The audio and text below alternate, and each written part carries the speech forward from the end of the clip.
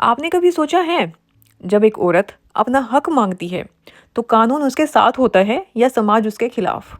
एक ऐसा सवाल जिसका जवाब 1985 के एक केस ने पूरे भारत को दो हिस्सों में बांट दिया था। शाह बानो केस। आज हम बात करेंगे उस केस की जो सिर्फ एक जजमेंट नहीं बल्कि एक टर्निंग पॉइंट था इंडिया के लीगल और सोशल हिस्ट्री में। शाह बानो बेगम एक मुस्लिम महिला थी जो मध्य प्रदेश के इंदौर शहर की रहने वाली थी। उनका विवाह हुआ था एक वेल नोन एडवोकेट से, मोहम्मद अहमद खान, जो उनसे लगभग 15 साल बड़े थे। विवाह के कुछ साल तक सब कुछ सही चला। उनके 5 बच्चे हुए, 3 बेटे और 2 बेटियां। लेकिन जैसे जैसे समय आगे बढ़ा रिश्ता खराब होने लगा। अहमद खान ने एक दिन शाह बानो को घर से अलग कर दिया और मेंटेनेंस देना बंद कर दिया। 1978 में उन्होंने शाह बानो को तलाक दे दिया, ट्रिपल तलाक के जरिए। अब सोचिए, एक 62 साल की औरत जिसके पास ना इनकम थी ना सपोर्ट और जिसका हस्बैंड उसे डिवोर्स दे चुका था, क्या करे? इसी वजह से उन्होंने कानून का सहारा लिया। अब यहाँ एक इम्पोर्टेंट चीज़ समझना जरूरी है। इंडिया में एक लॉ है, section 125 of criminal procedure code. ये सेक्शन कहता है, अगर कोई आदमी अपनी पत्नी, अपने बच्चों या अपने माता पिता का गुजारा नहीं करता और वो लोग अपनी बेसिक ज़रूरत पूरी नहीं कर सकते, तो कोर्ट उस आदमी को ऑर्डर दे सकता है कि वो उन्हें मेंटेनेंस दे। सबसे इम्पोर्टेंट बात, ये सेकुलर लॉ है, मतलब ये हिंदू, मुस्लिम, सिख, क्रिश्चियन सब पर अप्लाई होता है।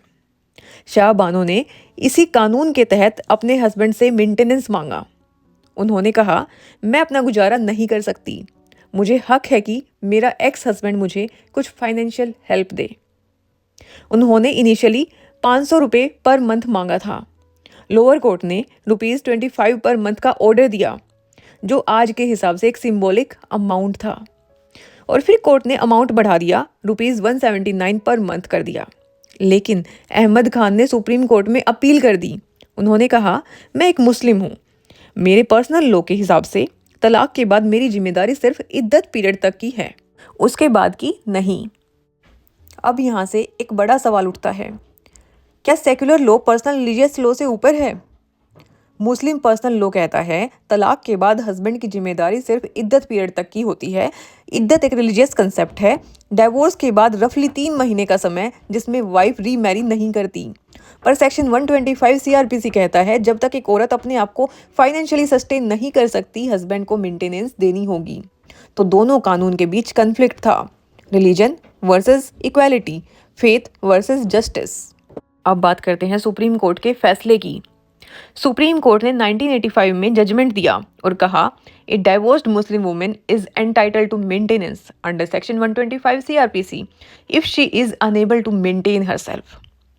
कोर्ट ने यह कहा कि सेक्शन 125 एक सेक्युलर प्रोविजन है जिसका पर्पस पॉवर्टी और इनजस्टिस से बचना है। ये किसी धर्म के खिलाफ नहीं है। जस्टिस वाई वी चंद्रचूड़ ने लिखा, whether you are Hindu, Muslim, Christian or Parsi, Section 125 applies equally to all. Religion cannot be an excuse to deny a person their right to live with dignity. Court ने कहा कि husband को maintenance देनी ही होगी जब तक वाइफ अपना गुजारा नहीं कर सकती, और इद्दत पीरियड का कंसेप्ट मेंटेनेंस के राइट को लिमिट नहीं कर सकता। ये जजमेंट एक हिस्टोरिक मूवमेंट था because it put women's right above religious boundaries. लेकिन फैसले के बाद देश में तूफान मच गया। कुछ लोगों ने इस जजमेंट को मुस्लिम पर्सनल लॉ के खिलाफ बताया। कुछ रिलीजियस लैंडर्स ने कहा, यह जजमेंट इस्लाम के पर्सनल रूल्स में इंटरफेरेंस है। प्रोटेस्ट हुए, रैलीज निकली और सरकार पर प्रेशर बढ़ा। उस वक्त की गवर्नमेंट, राजीव गांधी सरकार, एक मुश्किल सिचुएशन में थी। एक तरफ सेक्युलरिज्म और वुमेन्स राइट का इशू था, दूसरी तरफ मुस्लिम कम्युनिटी का गुस्सा। सरकार ने एक कॉम्प्रोमाइज निकालने की कोशिश की। 1986 में पार्लियामेंट ने पास किया the Muslim women protection of right on divorce act 1986। इस एक्ट ने बेसिकली सुप्रीम कोर्ट के डिसीजन को डाइल्यूट कर दिया। इस एक्ट के मुताबिक एक डिवोर्स्ड मुस्लिम वुमेन का मेंटेनेंस सिर्फ इद्दत पीरियड तक ही हस्बैंड से मिलेगा। उसके बाद अगर उसका गुजारा नहीं हो रहा तो जिम्मेदारी उसके रिलेटिव्स, और अगर वो नहीं हैं तो वक्फ बोर्ड की होगी। कानून ने एक तरह से पर्सनल लॉ को प्रोटेक्ट कर दिया, लेकिन वुमेन्स राइट एक्टिविस्ट ने कहा ये एक्ट बैकवर्ड स्टेप है, ये शाह बानो जजमेंट के स्पिरिट के खिलाफ है। इस एक्ट को लेकर एक और डिबेट खड़ी हुई। क्या पार्लियामेंट सुप्रीम कोर्ट के जजमेंट को ओवर रूल कर सकती है? क्या सेक्युलर लॉ को रिलीजन के नाम पर मॉडिफाई करना सही है? बहुत सालों तक ये मुद्दा डिस्कस होता रहा। फिर 2001 में एक और केस आया, Daniel Latifi versus Union of India. Supreme Court ने वहाँ क्लैरिफाई किया, मुस्लिम वुमेन एक्ट 1986 का मतलब ये नहीं है कि इद्दत के बाद मेंटेनेंस बंद हो जाए, बल्कि हस्बैंड को इद्दत के अंदर एक रीजनेबल एंड फेयर प्रोविजन देनी होगी जिससे वाइफ फ्यूचर में अपना गुजारा कर सके। इस इंटरप्रिटेशन ने शाह बानो के प्रिंसिपल्स को इनडायरेक्टली रिस्टोर कर दिया। शाह बानो केस ने सिर्फ एक लीगल पॉइंट नहीं बदला, उसने पूरे देश में एक अवेयरनेस जगाई। पहली बार लोगों ने ओपनली डिस्कस किया, क्या पर्सनल लॉ जेंडर इक्वालिटी के खिलाफ है? क्या यूनिफॉर्म सिविल कोड आना चाहिए? क्या एक सेक्युलर डेमोक्रेसी में अलग अलग मैरिज और डाइवोर्सेस लॉ होने चाहिए? ये डिबेट आज भी चल रही है, और आज भी जब कभी मेंटेनेंस या ट्रिपल तलाक की बात होती है, लोग शाह बानो केस का जिक्र करते हैं। मेंटेनेंस एक लीगल ड्यूटी है, फेवर नहीं है। चाहे कोई भी धर्म हो, मेंटेनेंस का कंसेप्ट इंसानियत से जुड़ा है। सेक्शन 125 सीआरपीसी का मेन पर्पस है किसी को भी भूखा, बेरोजगार, बेघर ना रहने देना, बेसिक ह्यूमन डिग्निटी एंश्योर करना। कोर्ट ने शाह बानो केस में यही कहा था, to allow a divorced women to starve would be a crime against humanity and the constitution. आज भी ये लाइन एक मॉरल स्टेटमेंट के रूप में यूज होती है। इसके अलावा राजीव गांधी गवर्नमेंट का स्टेप 1986 एक्ट एक पॉलिटिकल कॉम्प्रोमाइज था। उससे शॉर्ट टर्म पीस मिला, लेकिन लॉन्ग टर्म में और कन्फ्यूजन बढ़ा। लीगल स्कॉलर्स कहते हैं ये केस एक एग्जाम्पल है कि इंडिया में रिलीजन और पॉलिटिक्स का मेल किस तरह लॉ मेकिंग को अफेक्ट करता है। लेकिन एक पॉजिटिव आउटकम ये था कि महिलाएं और सिविल राइट्स ग्रुप्स ज़्यादा वोकल हो गई। वुमेन ऑर्गेनाइजेशन ने अवेयरनेस कैंपेन्स शुरू किए, और सुप्रीम कोर्ट ने भी अपने बाद एक जजमेंट में शाह बानो के प्रिंसिपल्स को रेफर करते हुए वुमेन्स डिग्निटी को प्रोटेक्ट किया। आज के टाइम में भी जब यूनिफॉर्म सिविल कोड पे डिस्कशन होता है, शाह बानो का एग्जाम्पल जरूर आता है। कानून इवॉल्व हो चुका है, लेकिन माइंडसेट अभी भी इवॉल्व हो रहा है। 2017 में Shayara Bano versus Union of India में सुप्रीम कोर्ट ने ट्रिपल तलाक को अनकॉन्स्टिट्यूशनल डिक्लेयर कर दिया, और सबने कहा ये शाह बानो के सपने का अगला कदम था। यानी इंसाफ धीरे धीरे जरूर आता है, लेकिन आता है। अब इस साल 2025 में एक फिल्म आ रही है, Haq, starring Yami Gautam and Imran Hashmi.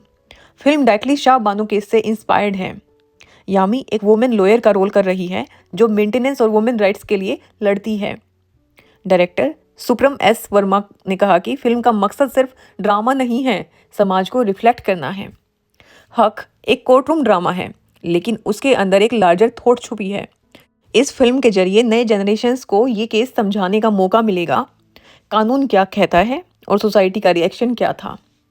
Legal text के पीछे एक इंसानी कहानी होती है। शाह बानो एक आम औरत थी। उन्होंने कोई रिवॉल्यूशन शुरू करने का प्लान नहीं बनाया था। उन्होंने बस अपने गुजारे के लिए केस फाइल किया था, लेकिन उनका करेज, उनका डिटर्मिनेशन एक एग्जाम्पल बन गया। उनके केस ने सबको ये याद दिलाया, justice is not a privilege, it's a right, and dignity is not negotiable.